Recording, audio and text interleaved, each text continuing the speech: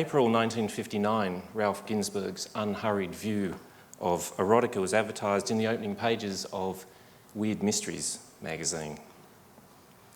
Ginzburg's ad promised his readers the inside story of all of those books that you've never been allowed to read.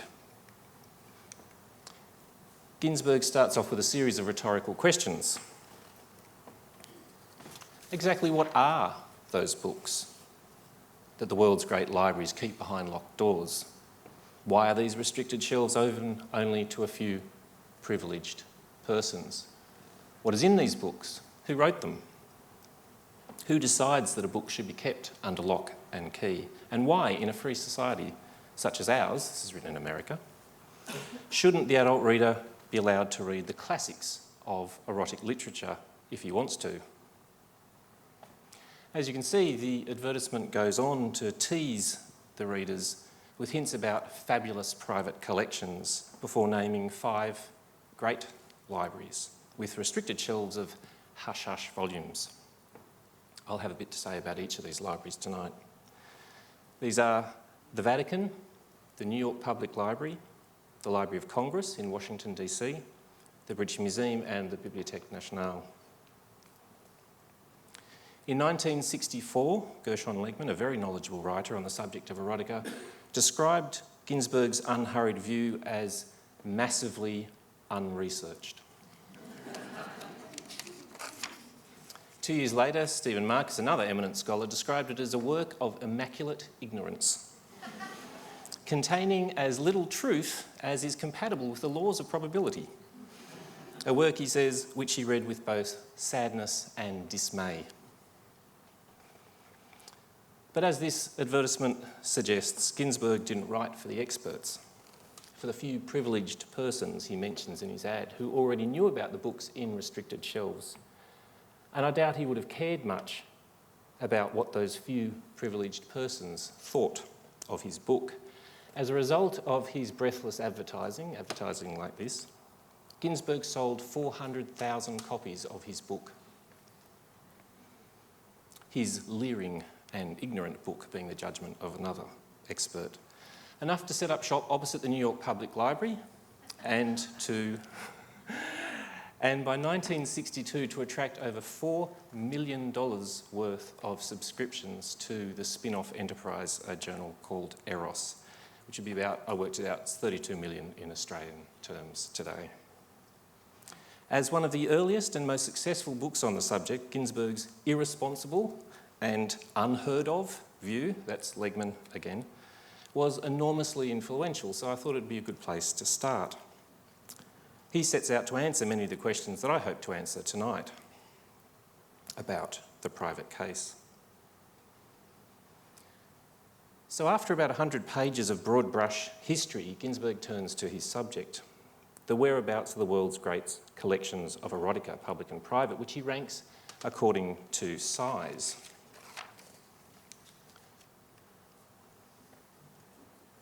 These are the numbers he gives. I haven't a clue where he got these numbers.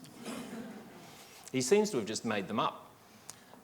They are large but plausible numbers for most of those collections. Perhaps because the numbers are satisfyingly exact, they have been quoted many, many times. They've been endlessly repeated, particularly the claim, the top one there, concerning the Vatican. Ginzburg warns his readers against assuming that any of these collections that he has mentioned are accessible to the average reader. Although highly qualified scholars bearing unimpeachable credentials are allowed to view these secret collections, the layman will be fobbed off with one of several pretexts. The librarian will either 1, deny they have such a collection, 2, claim they no longer have such a collection, that they gave the books away years ago. Alternatively, the librarian may 3, confess that the library does in fact have half a dozen or so erotic volumes, only to offer you the most boring books imaginable in order to stymie your interest, such as unexpurgated editions of the Decameron and World War I manuals warning about the dangers of sexually transmitted diseases. To complete the cover-up, Ginsberg explains librarians will 4, not catalogue their collections at all or keep their catalogue secret, so you can't find out what the library has, and 5, the collection will be given a secret cryptic name. A mysterious names. Names, he says, which are an index to the discomfort and terror with which librarians handle such materials. As I'll show, many of these claims are true. They were actually used. Here are the 7 private case collections that he mentions and their names. Many of these names are either wrong or misleading. Nevertheless, this is still the longest list printed. And so it is constantly being recycled and reprinted. It appears in Nicholas Parsons' Book of Literary Lists, for instance. In a moment, I'll show you a list of over 30 private case collections that I've encountered in my researches, and I'll discuss the contents of a few of them. But first, I want to go back to Ginsberg's numbers. Here on the left are the numbers that Ginsberg quotes, and on the right is my rough count. You can have a look there. There are a few things to note about the numbers. If you look at the entry for the Bibliothèque Nationale in Paris, notice that the numbers on the right here that I've given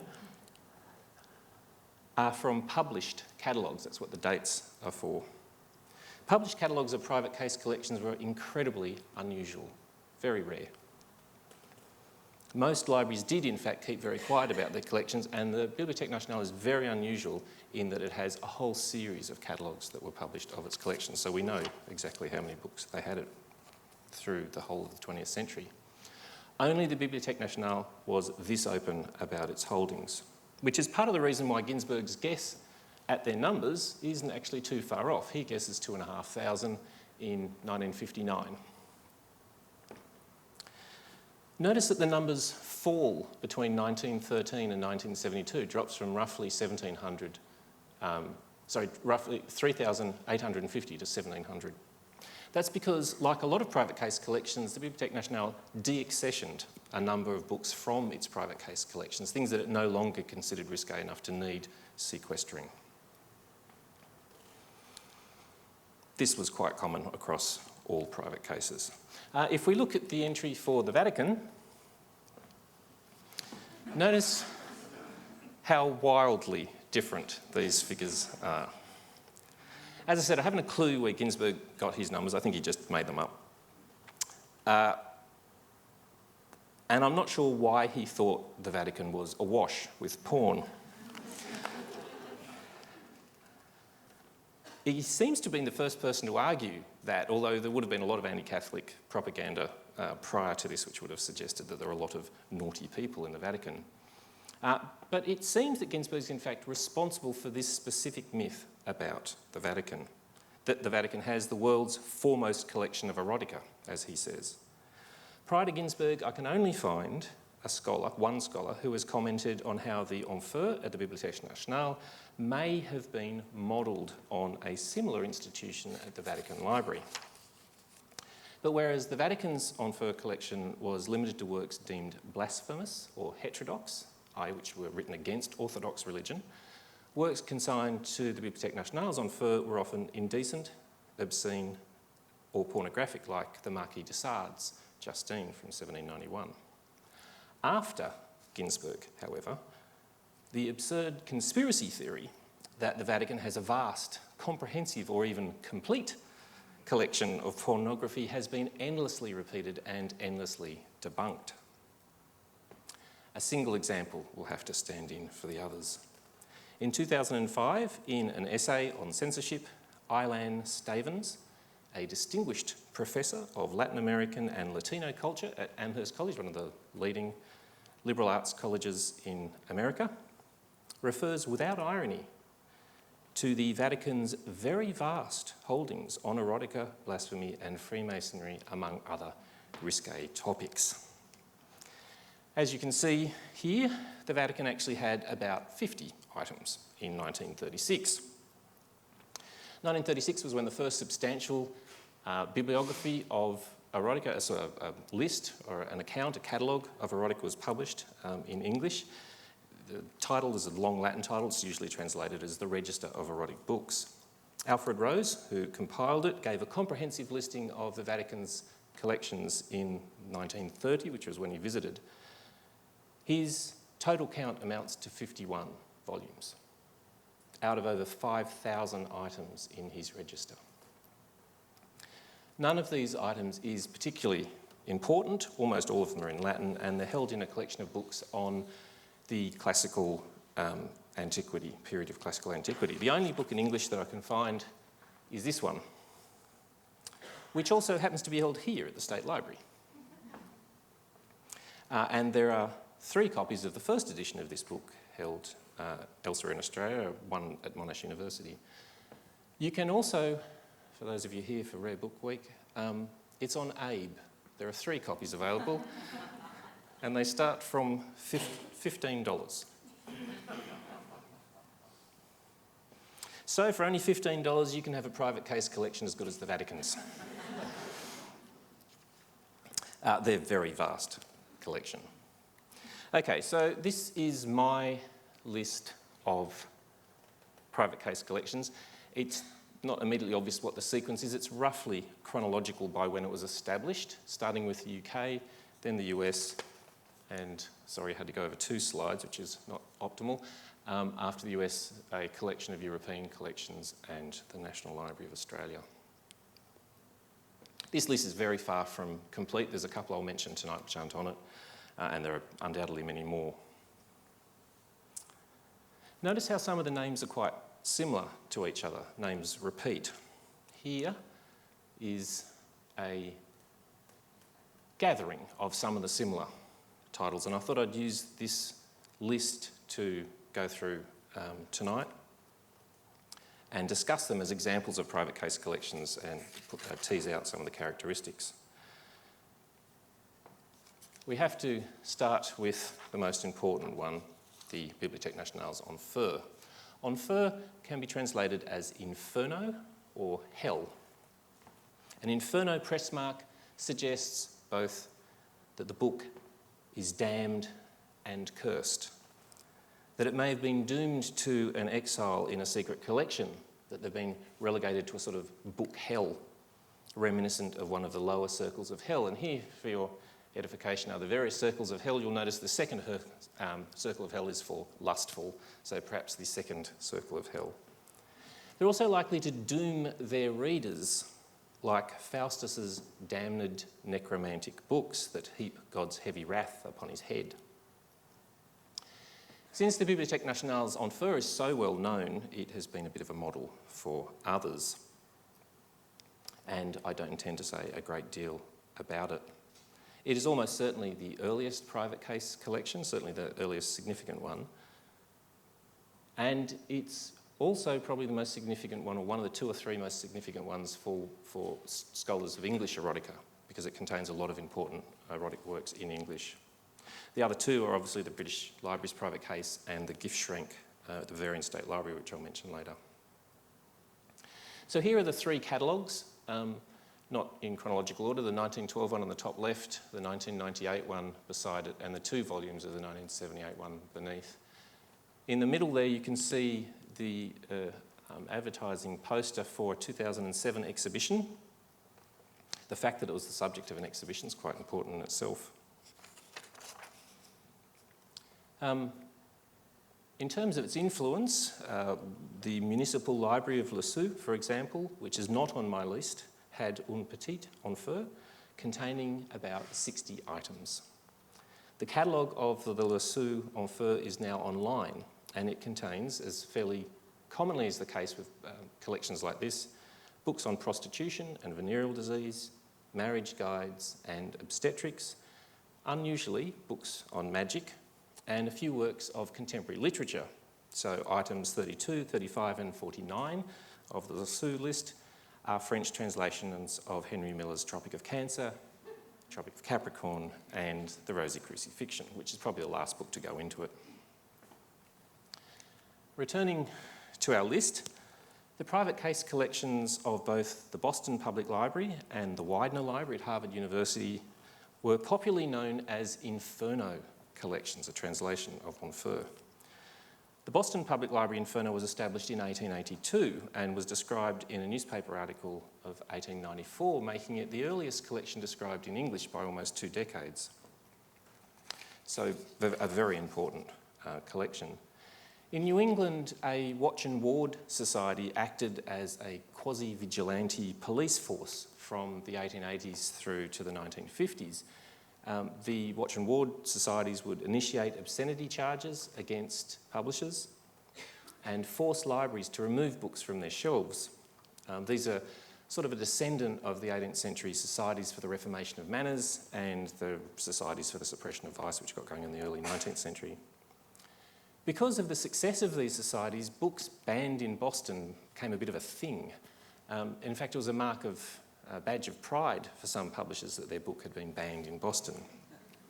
So here is a list of some of the books banned in Boston. It's actually a Wikipedia page which you can refer to, which has some of these books in it, based on a book which was published in 2010. Some of them are ones you'd expect, like Hemingway's Farewell to Arms, Lady Chatterley's Lovers. Others might surprise you a little. I put the medievalish, the early ones at the beginning, Boccaccio, Rabelais and Cleland's Fanny Hill. Apparently books in the Inferno at the Boston Public Library were identified with 3 stars in the card catalogue, even though it was called the Inferno Collection. The actual press figure, the catalogue card, had 3 stars on it, just as they are today at the New York Public Library, except not on cards, but catalogued as such. To check out an Inferno book, a reader had to fill out a slip giving their age and occupation, a character reference, and a reason for requesting the book. Then the slip had to be endorsed by a librarian before the book would be retrieved. We know that the Widener Library, their Inferno existed in 1920 because the memoirs of Casanova were removed from the open shelves in 1924 and students protested about this fact against the paternalism of the university. I mean, it was particularly galling since a lecturer had advised them to go read it, and they went and looked, found it was gone. Unlike the Boston Public Library, the Harvard Inferno actually had the press mark for Inferno, I-O, I with a superscript O, for their private case books. But by the 1960s, the Inferno had been absorbed into the XR collection, a collection which was kept in a caged area of the stacks called the XR cage. Later was just called the X cage. The cage was described in 1935 as occupying a basement room secured with chicken wire and padlocks for the detention of erotic literature. Now, boringly, it's kept off-site and requests are handled by special collections. It's tempting to think that that relates to the X classification, but that's something I'll come back to. Our last private case with a diabolical press mark belonged to Antwerp City Library. From the late 19th century to the early 20th century, the cursed books in this library were marked with the word hell in bright red ink. The label eventually fell into disuse, the hell books were desegregated, and apparently the only way to find out what books were in that collection now is to go through the acquisition registers one entry at a time, which unfortunately hasn't been done yet. Okay, our next group of libraries used Greek letters to identify their private case collections. The Bodleian Library's Phi collection is almost as well known as the British Library's private case. It was a restricted collection set up in the 1880s with this under-the-counter catalogue. Now, I don't know how many of you can read this here. That's the date that the Manuscript Catalog was established, 1892. And as you can see, I took this page more or less at random.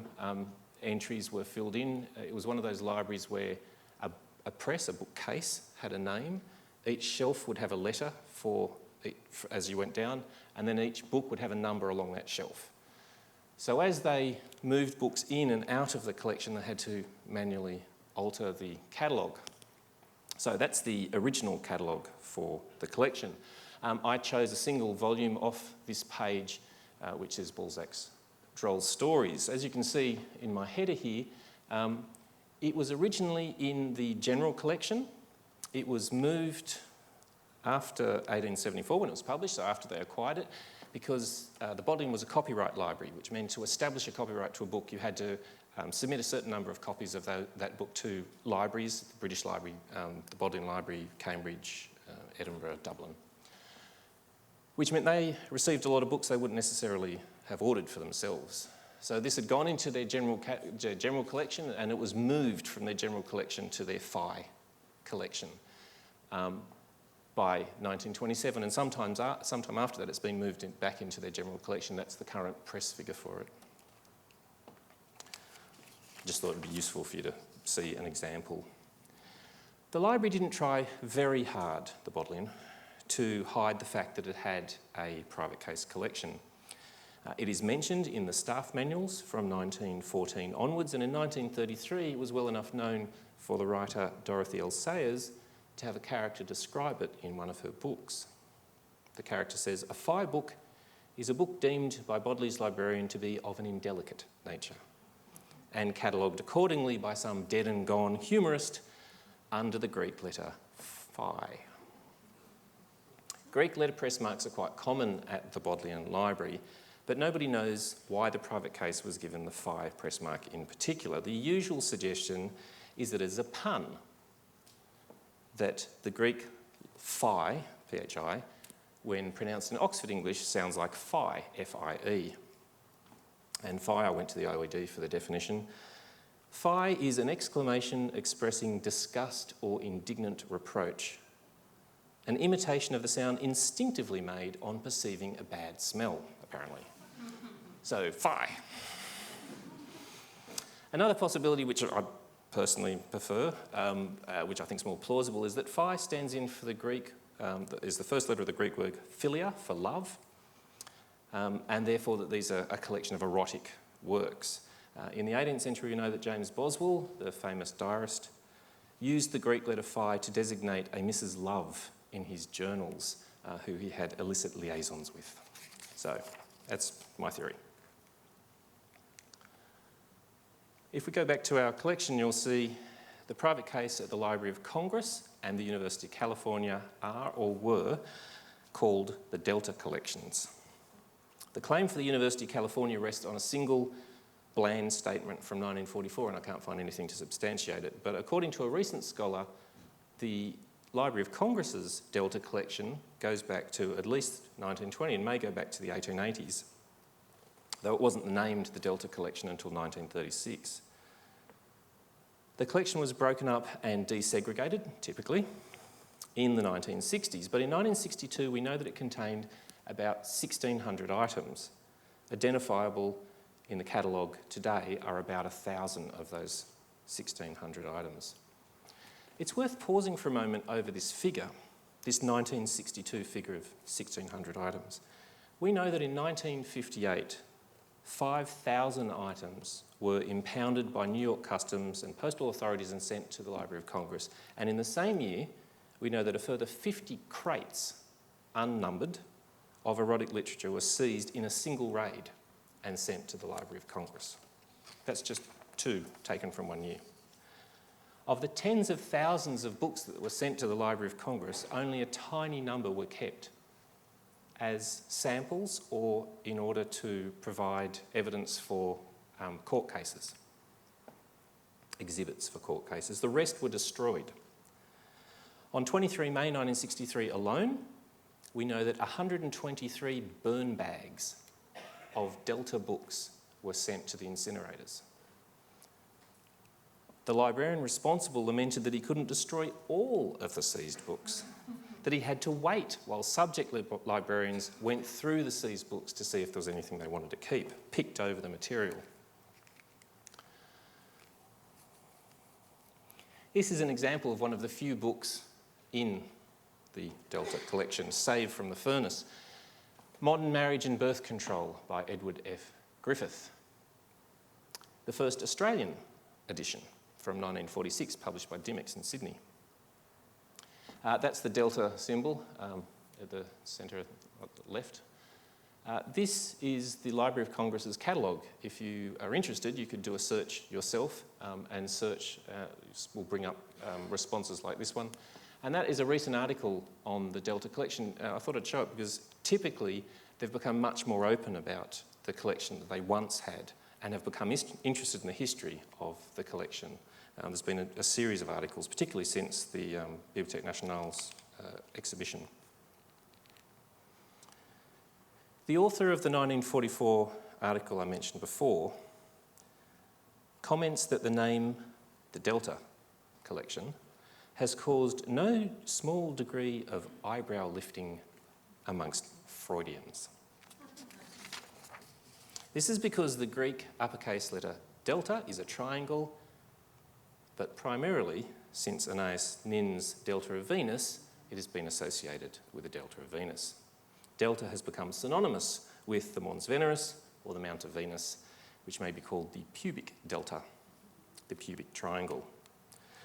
Although there are references to a pubic delta going back to Aristophanes, there are very few references actually through the late 19th century into the early 20th century when the Delta collection was supposed to be established and when it was named. And you'll note that the triangle is the wrong way up for a pubic delta. So the exact meaning of the Delta collection remains unclear despite that claim. Our next two private case collections also have a symbol rather than a name. Both the Boston and Providence Athenaeum had scruple drawers, scruple shelves, scruple cabinets or rooms. Here is a scruple. A scruple was an ancient measure of weight used by apothecaries up into the 19th century, and so almost anyone who bought anything from a chemist, or the equivalent of a chemist in the 19th century, would have heard the name scruple and would have seen the scruple symbol. So that's a 2 scruple weight, and that's 2 drachms weight. There's a whole series of imperial measures. The Boston Athenaeum had one of the world's largest open stack collections. In the 1930s, it had about 400,000 books on open stacks, which was when the Scruple Room is first mentioned. The room is described in a contemporary newspaper report as a large collection of pornographic books that was famous in Boston. The Scruple Room was so named because the cards in the card catalogue had this symbol on them to identify them as Scruple books, books belonging in a particular room in a particular collection.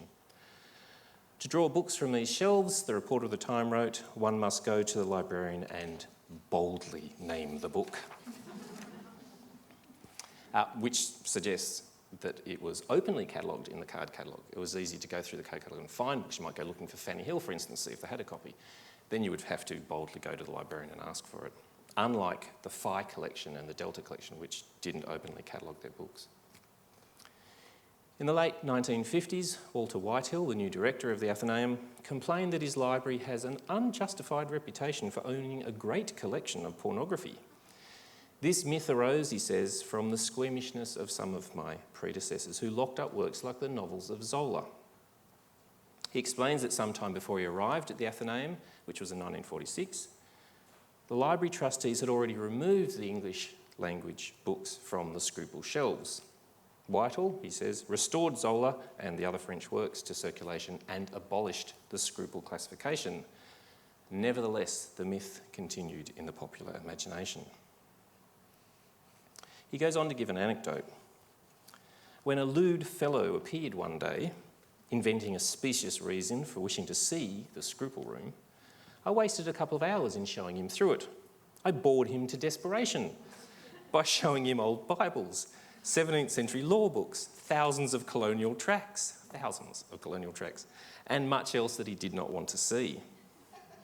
Since this reader was too embarrassed to explain his true interest, which presumably was the classics of erotic literature that Ginsberg talked about, the hush-hush volumes kept behind closed and locked doors, this reader was obliged to simulate a show of politeness. I have not seen him since, the librarian comments. Autobiographical anecdotes like these are both rare and very revealing. The mere existence of a closed Scruple Room excites curiosity.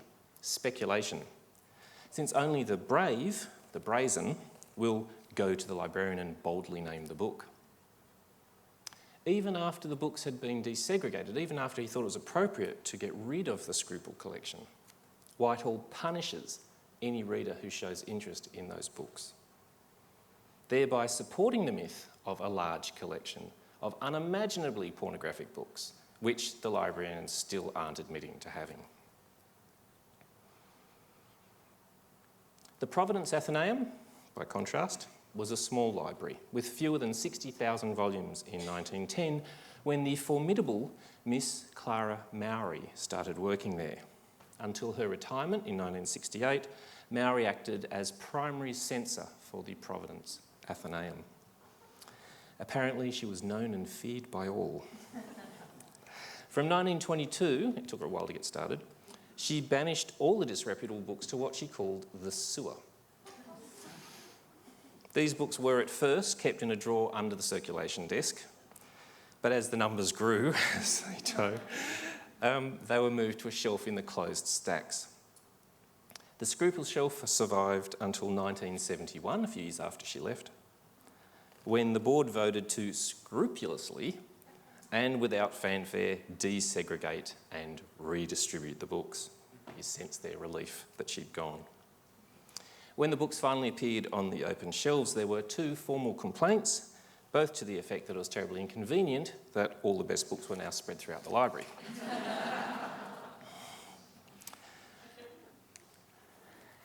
Kate Woodhouse, the librarian from the Providence Athenaeum, has been very helpful in corresponding with me, sent me this list of some of the books from the Providence Athenaeum which had ended up in the Scruple shelves. These are taken from the acquisition register, so you can see the date down the side that they were acquired. Most of them were acquired when they were new, but there's a few later on you'll see which weren't. Not surprisingly, D.H. Lawrence, Tolstoy's The Devil, James Joyce, Ulysses, our favourite, Balzac's Droll Stories, like it was in the Fire collection, Lolita, of course. Mary Renault the Charioteer, I'll have a reason for showing you that in a moment, and Lady Chatterley's Lover. Notice Lady Chatterley's Lover wasn't a new book. It was acquired in 1959, but was printed in 1930. This one here is sort of a teaser for what's coming later. The Americanisation of Emily, is the latest instalment in the wartime stories of The Revolt of Mamie Stover. Remember that title. So this is what the acquisition register looks like, and you'll see I've underlined in red here a few of the entries. That's the Mary Renault, and there's the Lady Chatterley's Lover, and this is the Scruple symbol next to the book. A Providence local historian includes an interesting anecdote about a request for a Scruple item which he witnessed. In the early 1960s, a Harvard University professor, Foster Damon, asked Miss Mowry for The Carpetbaggers by Harold Robbins from 1961. I'll read you what happened. The customary quiet of the building became even quieter. Miss Mowry sat still. Well, she said. It was a statement. Miss Mowry regarded Foster. Foster regarded Miss Mowry. The clock over the desk ticked. Finally, slowly, the drawer was opened, the book produced and signed out. Exit Foster beaming and waving goodbye to all, book in hand. Although Professor Foster left triumphant, Miss Mowry's public display of steely disapproval was a warning to other readers, to Ginsberg's average reader. After all, Professor Foster was one of those privileged, highly qualified scholars bearing unimpeachable credentials who, as we already know, were regularly allowed to view these secret collections. The last major private case collection with a symbolic press mark is the New York Public Library.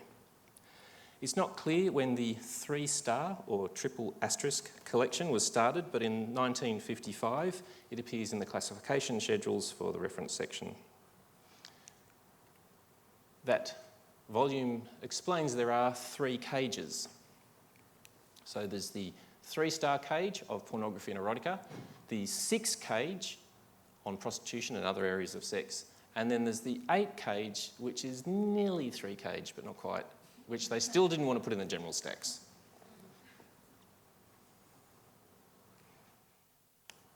In 1959, Ginsberg had claimed that the New York Public Library erotica is sequestered in the cage, a fenced-off portion of the stacks whose key is entrusted only to older members of the staff. Legman mentions the 3-star collection in the 1960s, which was when material was in these cages, but when it started to be included in the catalogue, when they started being open about it. By the 1970s, the New York Public Library was actively collecting by doing sweeps of Times Square and buying up samples of what they found there in the pawn shops. Much of the material that they bought at that time, they microfilmed and destroyed. Apparently this was done because of the poor paper quality of the books, but it also allowed the library to record but not keep the porn, which was an astute move politically. So they claimed it was for ease of preservation and storage. It reduces the chance of theft. No one's going to steal a microfilm of a pornographic work. But it also made it easier to defend this type of collecting. But as a result of this policy, the New York Public Library collection of original material is actually quite small, although it's allowed them to be quite open, and this is just the last of a long series of articles about the New York Public Library's collection. It's always been very well known. It's not clear why it was called, or why it was given the press mark of 3 asterisks. It's tempting to conclude that it means XXX rated. XXX rating for beer goes back to the 1820s, and in the UK for films to the 1950s, but X rating wasn't used for films in the US until 1969, which was after the collection was named, and XXX rated didn't really become common in America as a phrase until the 1970s.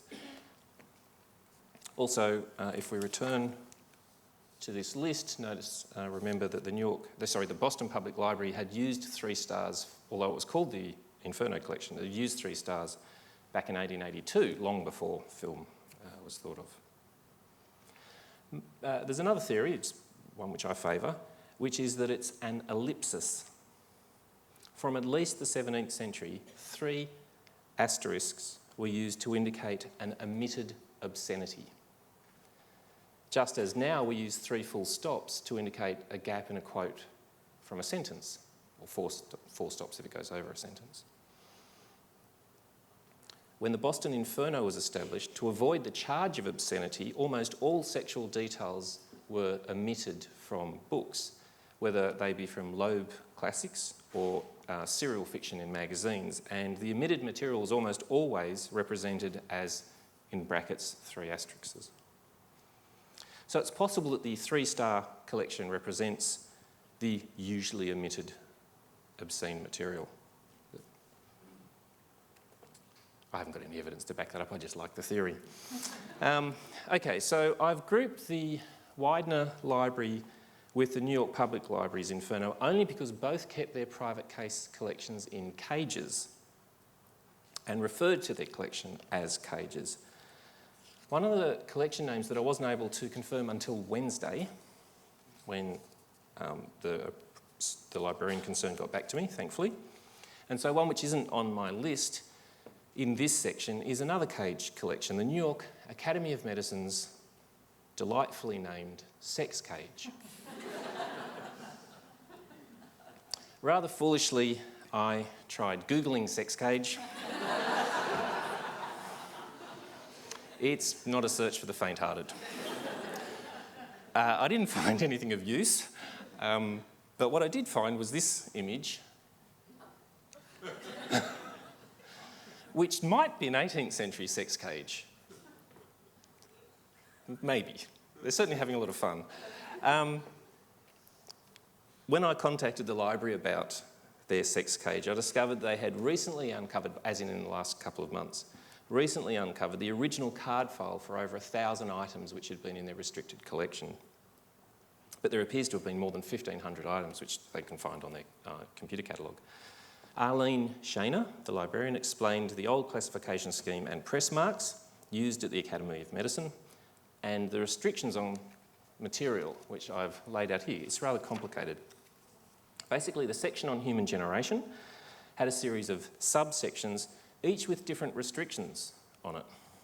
As you can see, books in section 102A1, books on the normal sex processes and their normal disturbances, were available to all graduate students and adults presenting reasonable evidence of reliability and normality.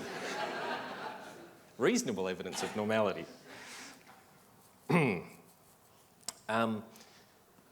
These books were kept in the cage, in the sex cage, in the basement. And they really did call it the sex cage, she confirmed that. There is a typed catalogue for such books from 1937 for use by the reference librarians, which shows that, like the Phi collection at the Bodleian Library, there was a catalogue kept under the counter of the books they would allow people to look at. There are also, amazingly, files of letters from people who had applied to see books in this collection, but who were denied access. In 1951, a dental student, this is a quote, I'm reading from her account, a dental student who was engaged to be married asked to see a marriage manual, but was denied access. The librarian who wrote back stressed the necessity of keeping these materials out of the hands of the general public in order to protect them against loss and to, this is a quote, avoid attracting undesirable readers who are merely seeking a vicarious thrill. Apparently, the locked sex cage used for reserve books still exists at the old Academy Library. They still actually have the cage. Unfortunately, I wasn't able to get a photo of it, but you can see, hopefully, here, it's not really very clear, these bookcases here, that's way too dark, all of these bookcases here have got a meshed cage front. So 102A2, books on sexual perversions and the rest of it, they're all part of the 102A section, but the 102B on the sexual incident available to any adult reader were actually kept locked. So they were available but locked. So there was a sex cage for stuff which wasn't largely available, but there was also locked up books which were available. It's a bit confusing. Anyway, our next private case is probably the most important, and it is certainly the best known, so I won't say much about the private case, the British Library's private case. The British Museum's Department of Books probably started putting aside naughty books in the 19th century. By 1875, there were enough to warrant a bookcase. As I suggested, these things tend to accumulate. What starts as a drawer becomes a shelf, and a shelf becomes a bookcase. But that bookcase was kept secret, private, thus the name, private bookcase. And a press mark was given to this collection, a rather unimaginative press mark, which is PC for private case. Although there are various records of influential people seeing these books, the first time the press mark appears in print is in 1875, and the person who cited these PC books was Henry Spencer Ashby. Some of you may have recognised the name. Probably the single most important collector and historian of erotica. His massive collection of erotica was offered as a donation to the British Museum, which, of course, they refused. Until he threatened to give away his equally impressive collection of the works of Cervantes to a different library, and then they relented. Once they received his two collections, they proceeded to dispose of many of his erotic books, which they claimed were duplicates. Some went to other libraries, like the Bodleian, and ended up in the Phi collection, but much of it was simply destroyed. What they kept was enough to make the private case the single most important collection of English erotica anywhere. The first mention of the private case spelt out in full in print was in 1886, when Joseph Ebsworth expressed the fear that if women were elected to Parliament, they would emasculate the British Museum Library by moving all the naughty books to the private case. After 1886, the library fought to keep the private case a secret, and various scholars fought back. In 1913, the sexologists Havelock Ellis and Edward Carpenter complained in an article about the taboos of the British Museum. That's this article here, 1913. In 1966, medical historian Peter Fryer complained in his book, Private Case, Public Scandal, that the paternalistic sequestration of books in the private case was a public scandal. And in 1981, Patrick Kearney really exposed the private case by publishing a catalogue of its collection. That's this one here. Patrick has dedicated his time since then to publishing online on his website a series of catalogues of other private case collections, such as the Phi collection at Bodleian and the Arcana or Arc collection at Cambridge University, but plenty of others, particularly French ones. If you'd like to look at any of them, that's not very good resolution, but that's scissor and paste bibliographies. If you Google scissor and paste bibliographies, you'll find a number of these catalogues, and if you're interested, you can look and see what was held by these libraries. Our remaining collections had titles which are all even more transparent than the private case. In reply to a question asked in American Notes and Queries in 1944, we find that Yonkers Public Library, that's in New York, Yonkers Public Library had a restricted shelf, press mark RS for restricted shelf. Jersey City Public Library had some adult books, press mark A for adult. And Columbus Public Library had special books, press mark special. As you can see, the National Library of Australia has the SRR cabinet, which should probably be punctuated something like this, since it stands for the Security Room Restricted Cabinet. Only a few weeks ago, an article appeared, you can see it there, an article appeared on the ABC about private case collections in Australia. This article claims that the National Library's restricted cabinet is known as a gift shrink, and that although heaps of libraries in Australia have one, it's hard to find out just how many books are locked away in gift shrinks around Australia. Well, fortunately for the author, I can answer that question, and it's quite simple: none. That's because Australia has never had a gift shrink collection or a private case called a gift shrink. The only gift shrink that I know of is this one, and it's a very important collection.